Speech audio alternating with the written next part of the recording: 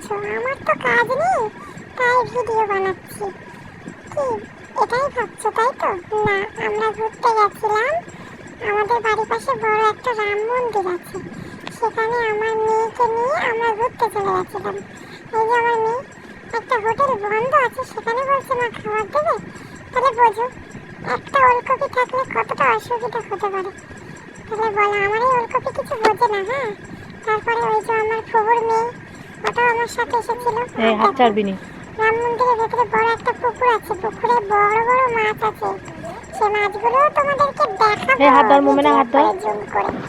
হ্যাঁ দেখো, কত বড় বড় মাছ দেখতে পেলে? কে কে দেখতে পেয়েছো কমেন্ট করো তাড়াতাড়ি। আর ওই দেখো দূর থেকে ওদের দুটোকে আমি ভিডিও করছি, ওরা কিন্তু জানে না। হ্যাঁ, তারপর বললাম একটু ভালো করে পোস্ট দে, তোদের চলে আয় মামনি, চলে আয়।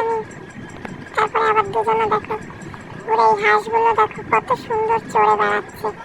আমরা চলে আয়, চলে আয়, মানে ঘুরছি। চলে আয়। হ্যাঁ, আর কারা কারা ঘুরতে ভালোবাসো কমেন্টে মাছ দেখতে পাচ্ছ? তুই চলে আয়। এই রোজমিনা, রোজমিনা চলে আয়। কমেন্ট করো। আর আমার কাছ থেকে এই মেয়ে, ভালোবাসা পেতে সোজাভাবে হাঁটো। টুক করে ফলো করো আর টুক করে কমেন্ট করে দাও। ইনশাআল্লাহ বাড়ি পৌঁছে যাবে ভালোবাসা। তো বলো, এদেরকে বললাম দেখ কত সুন্দর সুন্দর ফুল হয়েছে, ফুলগুলো শুধু চোখ দিয়ে দেখবি, ছিড়বি না। আর ওখানে দেখ একটা গন্ডার গরু বসে আছে, ওই দেখ। জুম করে আবার দেখাচ্ছিলাম, ভালো করে দেখতে পাচ্ছে না তাই। তারপরে বললাম টুক করে ঘোরা হয়ে গেছে, এবার টুক করে বাড়ি চলো।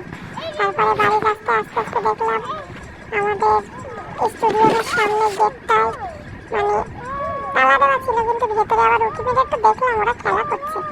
আর এই দুটো দেখো গাছে ঝুলছে, এত সব। তারপরে আবার পাঁচিলে উঠে গেছে, পাঁচিলে উঠে পা ঝুলিয়ে ঝুলিয়ে দেখো হাতটা আরেকটা।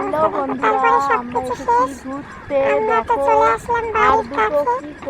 আর এই দেখো আমার ফুলকপি আবার গাছে ঝুলছে। তাহলে কি বলবো বলো বন্ধুরা? তো কাদের কাদের ভালো লেগেছে অবশ্যই কমেন্টে জানাতে ভুলো না যেন।